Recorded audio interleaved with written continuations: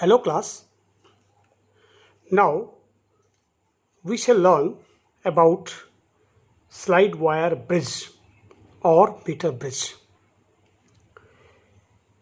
It is a practical form of Wheatstone's bridge which is used for measuring unknown resistances. Earlier we have learnt about the network of these four resistances, out of which P, Q, R are known and S is unknown. And if the Wheatstone bridge is balanced, means no current is flowing through the galvanometer, then these four resistances are in ratio P upon Q is equal to R upon S. Now here is a meter bridge or slide wire bridge in which this Wheatstone bridge principle is applied. Here is a strip called strip A. This is strip D.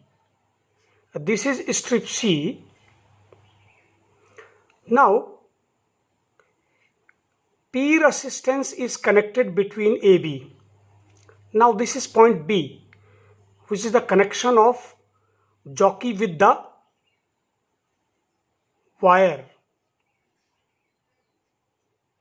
resistance wire.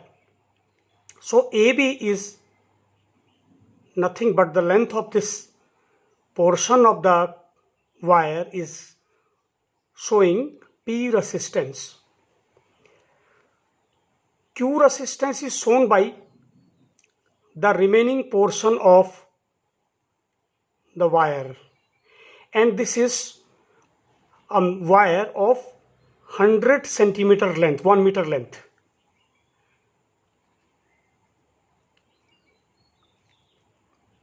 So this portion shows P resistance AB, BC shows Q resistance AB, BC.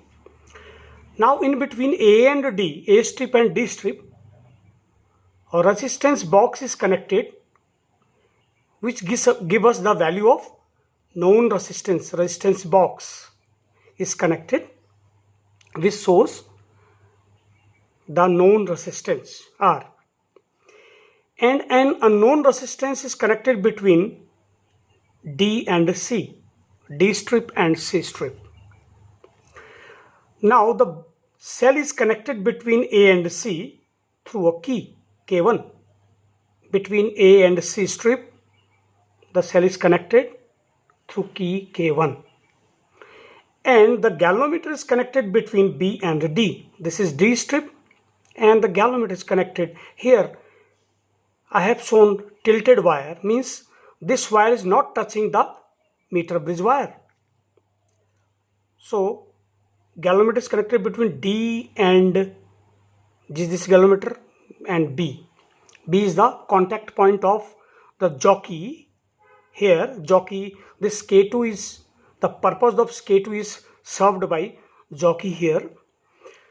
So the contact point of jockey and the meter bridge wire is B point. So this network is realized here in this meter bridge. So if no current is flowing through the galvanometer, if Ig is equal to 0, no current flowing through the galvanometer, then the four resistances P upon Q are in ratio P upon Q is equal to R upon S. Therefore, S unknown resistance is calculated as Q upon P. Now S will come to the numerator, Q will go to numerator, P will go to denominator into R. So this is the relationship now we have. Now we know that the resistance is specific resistance, length of the wire upon area of cross section. Resistance is equal to specific resistance, length upon area of cross section. So if wire from A to C is of the same material and area of cross section is same, means the wire is uniform, then the resistance of the wire is proportional to length of the wire. So let this length is L. So P will be proportional to L. Then this will be equal to 100 minus L, because the total wire is of 100 centimeter. L centimeter is the length of P, A to B. So therefore Q will be proportional to 100 minus L. Let here we take a constant K into L. Q is equal to K into 100 minus L. Now put these values in this relation. So we get S is equal to K into 100 minus L upon K into L into R. So K cancels out. Therefore we have the relationship S is equal to 100 minus L upon L into R. So this is the relation in terms of length of the wire. So by sliding the jockey here from this end to this end, we have to find out a point where the current through the galvanometer is 0, and this point is known as null point. Null point.